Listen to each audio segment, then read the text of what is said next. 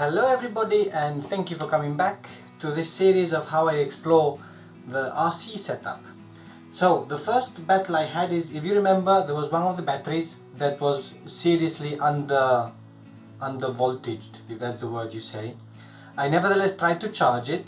Then I saw one of your comments and basically saying don't do it, but it was too late.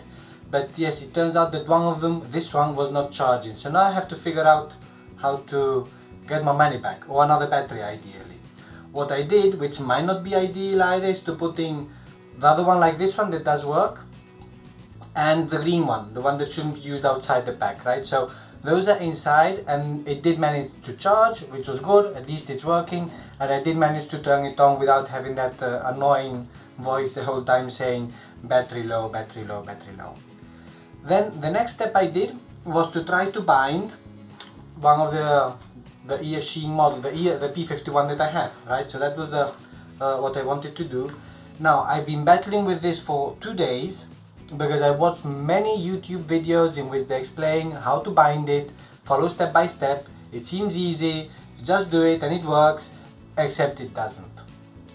The good thing of that is that I've been learning about how to operate this machine. It's a computer, right? Like any other computer, it has its own operating system, and it has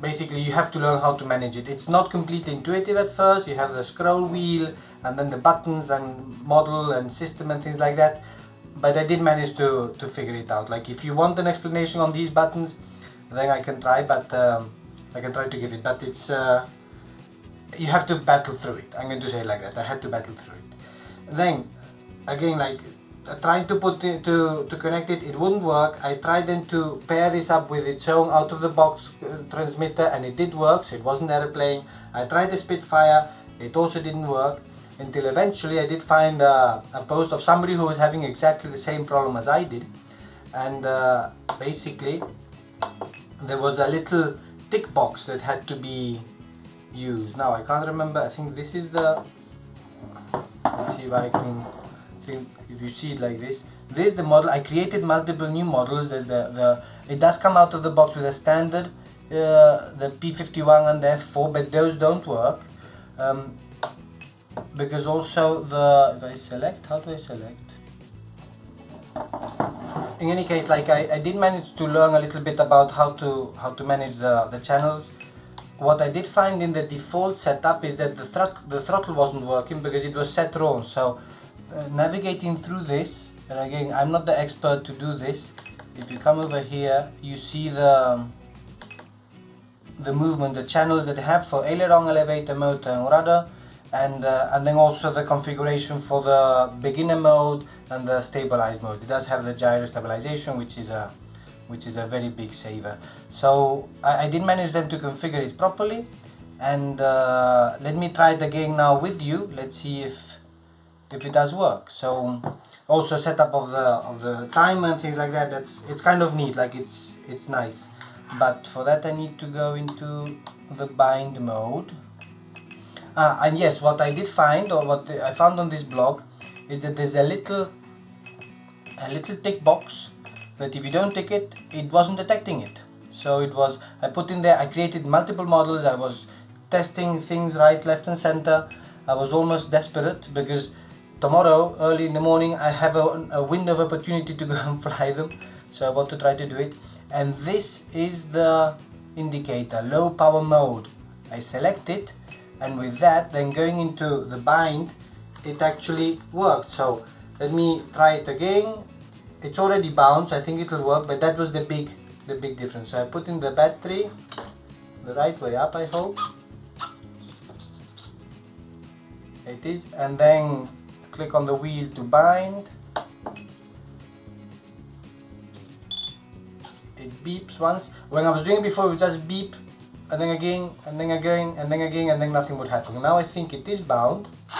Yes, and we see there that the surface is moved, and I feel like a normal person on YouTube where you just push the button and it works. Only it took me, I don't know, like 2 days of thinking about it, and maybe solid trying, maybe like an hour maybe trying it, and trial and error a little bit. So Anyhow, the plan is now that I have this, so I can return, I believe, and got there the timer, and my plan is, if everything goes well and I manage to get up early enough, to go flying, and let's see if I can show you that. So finally, after many months of not flying, and after a battle to connect the Radio Master to the P-51, I'm here on the airfield to see if I can get some stick time, because I haven't flown for so long, I've probably forgotten how to do it. Here's the P-51. As you can see, it's already taken some hits. It's not the new one, but it's good. It has some history to it, so I'm happy about it. So I'll set up the cameras and see what it looks like, and do the whole connection, and hopefully get some nice images for you.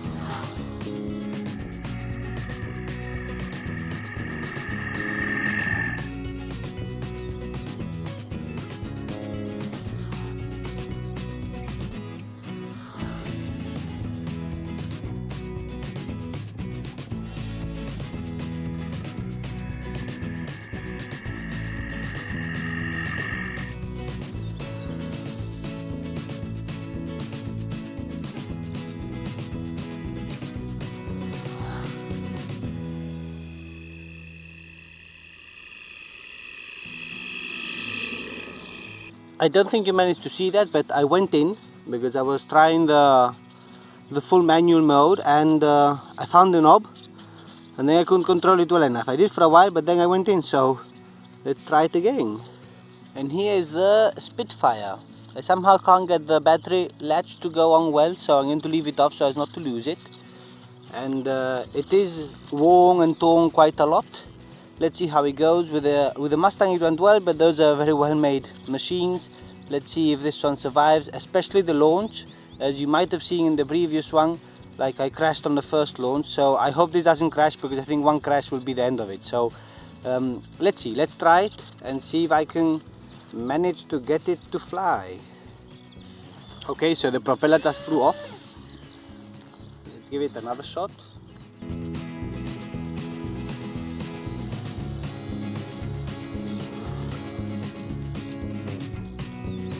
I'm flying.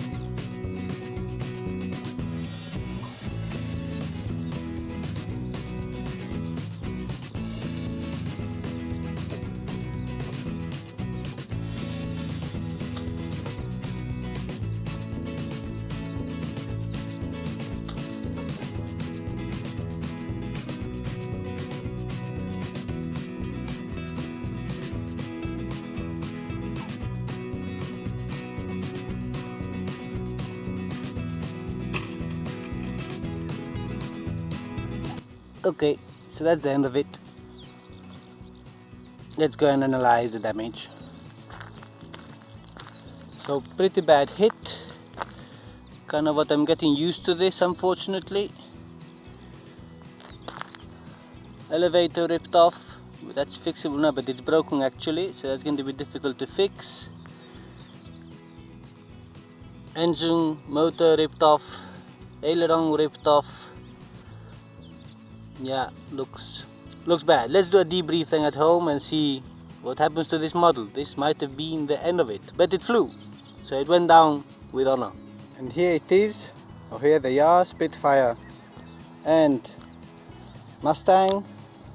Probably the end of the Spitfire. It did fly. It was difficult to fly. They couldn't turn it right except with a lot of rudder and full aileron. So it's taking a lot of hits already. And this might actually have spelled the end of the Spitfire. But overall, happy that I managed to fly, and happy that I managed to fly with the new Radio Master. About the Spitfire, I'll speak on another occasion, because this is more about the RC setup. Overall, I would say I'm quite happy. It has bound, even if it was difficult. when I got to the field, actually it ended up that the model was bound but the control surfaces were wrong. I did see some videos that expressed that, so I've still got to figure out a lot and how to, maybe to delete some of the models, maybe recreate them, but at least I did manage to fly it with another one of the many profiles that I created, one of the many models. So I did manage to find one that actually worked, so I am happy about that. That's overall good. And then another point is the size, right? Okay, this is the toy one and this is the real deal, and it is significantly smaller. It's not that I have very small hands, but with a small one it's actually very easy to hold, and no big problem to hold and then use the throttle and then quickly go for the aileron. If you saw there on the first crash of the Mustang, it was, I believe, in part because I was trying to hold it, and at the same time I didn't have enough time to go and pick up with the aileron, right? So I think it's just a matter of practice. It is significantly heavier also, like I think this is like 800 grams or something like that. This will be like half of it or something, so it is heavier, a lot more buttons. Also the changing of the mode, I was actually looking for it in each model, in each mode that I had saved. I think I put it in a different switch, so I think this was the one that I used eventually. So a lot of different modes, a lot of different switches. I think it needs some getting used to, which is, I think, normal. So overall I would say I'm happy that I'm learning. It's not easy, and that's the whole point of this. And I'm going to leave it there with the transmitter. I still have to learn a lot, but I'm going to leave it there. And the next part, I'm not sure what I'll do. Maybe batteries and chargers, which is also a bit difficult.